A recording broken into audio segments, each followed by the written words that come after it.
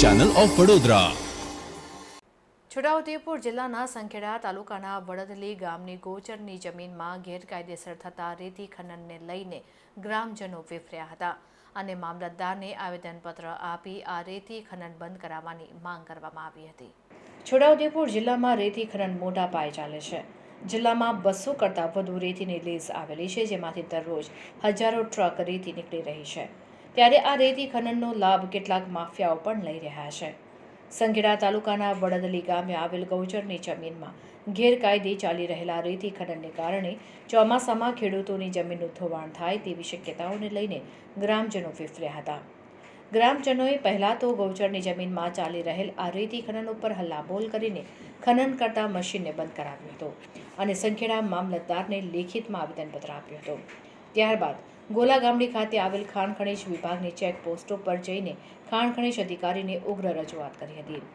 વડદલીના ગ્રામજનોની જમીન ગૌચર ખલાસ થવાથી ચોમાસામાં ધોવાણ થાય તેવી શક્યતાઓ રહેલી છે અને રેતી માફિયાઓ દ્વારા નદી કિનારે આવેલ ગૌચરની જમીનમાં ગેરકાયદેસર રેતી ખનન કરીને સરકારની તિજોરીને કરોડો રૂપિયાનું નુકસાન કરી રહ્યા છે, જેને લઈને ગ્રામજનોએ મામલતદાર તથા ખાણ ખનીજ વિભાગને રજૂઆત કરીને રેતી ખનનને બંધ કરાવવાની માંગ કરી છે।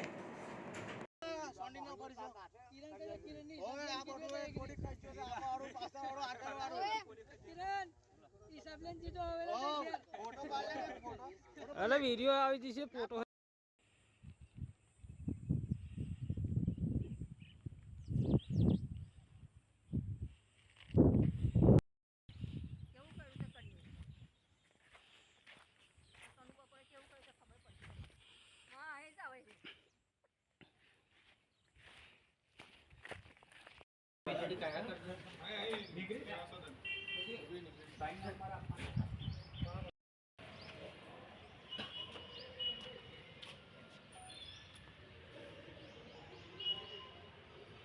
लोग जरा सूत्रों बुलाओ। हाँ बंद करो बंद करो।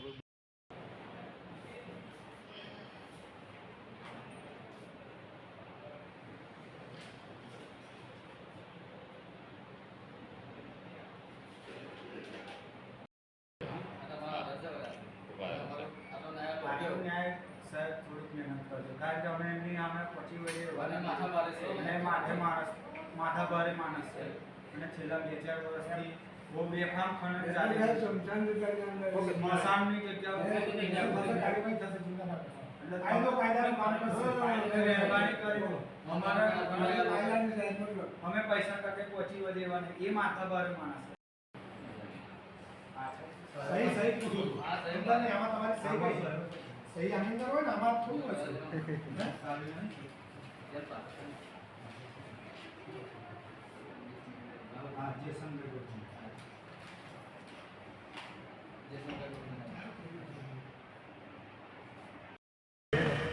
हाँ એવું છે ને કે અમારી ગોતા છે ગૌચર એ ગરદાની કોઈ દેખી છે બે સ્મશાન છે અને પણ ખવડી બધી છે કેટલી છે આ છેલ્લા અંત ઉપર બહુ ઊભું થઈ ભાઈ આગળ શરૂઆત કાઢે દોડ કરી બીજું કંઈ પ્રોબ્લેમ છે નહીં મામલતદાર સાહેબને અમને અરજી આપી દીધી આવે બરાબર શિવચંદ્રના અમને અરજી આપી છે તો અમારું કાર્યવાહી આગળ ચાલે।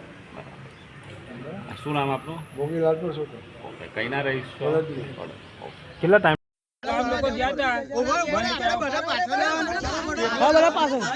અમારા વડલી ગામને ગ્રામ પંચાયતની ગૌચરમાંથી માજી સરપંચ જૂના કનુભાઈ બકોરભાઈ તરવી ખનન કરેલું છે, જેથી કરી ગામ લોકો આવેલા છે અને બંધ કરાવેલું છે। તો સરકારથી જણાવવાનું કે આના આગળ લઈ શકે અને જણાવવાનું કે જે ગરીબ માણસો ગૌચરની અંદર જે જીવી રહ્યા છે, પશુપાલન જે ગૌચર ચાલી રહ્યા છે, તો એ લોકો ક્યાં જશે? એનો કોઈ જવાબ શું મળશે? અમારે સરકાર છે ને એ જ અમારી રજૂઆત છે ને અમારે એનો જવાબ જોવે। અને અમે જ્યારે વધારે કઈ કહીએ છીએ કે સ્વાભાવિક રીતે કે ગામના સરપંચ છે તો આપણે સ્વાભાવિક રીતે તો અમને દબાવવાનો પ્રયત્ન અને ગાળો બોલે છે અને તમે થાય તે કરી લો એવું સરપંચ કહે છે અમારે। એટલે અમારે શું કરવું એ સરકારશ્રીને આ વિડીયો દ્વારા અમે જાણ કરીએ છીએ કે આગળની કાર્યવાહી શરૂ કરે અને અમને ન્યાય મળે। ગૌચરની જમીનમાં ખનન ચાલુ છે અને આ વિડીયો સહી જ ઉતારેલો છે।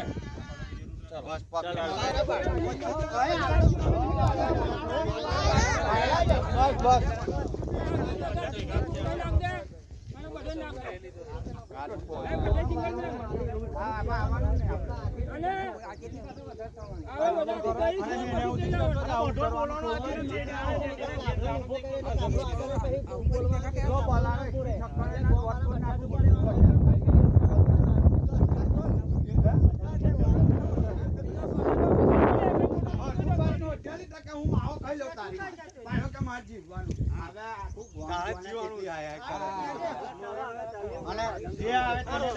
વિજયભાઈ નારાયણભાઈ અમારા ગામ વડદલીમાં અમારા ગામના સરપંચ શ્રી દ્વારા ગૌચરની જમીનમાં ખૂબ મોટા પાયે ખનન થઈ રહ્યું છે અને જ્યારે અમારે પશુપાલન પર નિર્ભર અમારું ગામ છે તો અત્યારે અમારે પશુપાલનને લઈને ક્યાં જવું અને ખૂબ જ મોટા પાયે છેલ્લા 1 વર્ષથી મોટા પાયે ખનન થઈ રહ્યું છે. કોઈ અધિકારી પણ ત્યાં આવીને કોઈ જોતા નથી, કંઈ નહીં. અને અમારે હવે પશુપાલન પર નિર્ભર અમારે ક્યાં જવું, એટલા માટે અમે આજે સેવા સદન ખાતે આવેદનપત્ર મામલતદાર સાહેબને આપેલ છે. તો એની કાર્યવાહી જરૂર પડે. બરાબર. અમારા વડદલી ગામની અંદર ગૌચરની અંદર જે સરપંચ છે કનુભાઈ બખોરભાઈ, એ ગેરકાયદેસર ગૌચરની અંદર ખનન કરી રહ્યા છે અને અંદર ખનિજ ખાતાની પણ ભેળસેળ લાગી રહ્યું છે. એટલે અમારી સરકારશ્રીને એટલી વિનંતી છે કે એનું કોઈ નિરાકરણ આવે, કાયદેસરની કાર્યવાહી થાય અને અમારે માલધારીઓને અમારા ગૌચરનું નિર્ભર પર જીવન છે, તો એનું અમારે ન્યાય જોવે છે. શું નામ તમારું? રબારી નિકુલભાઈ ફુલજીભાઈ.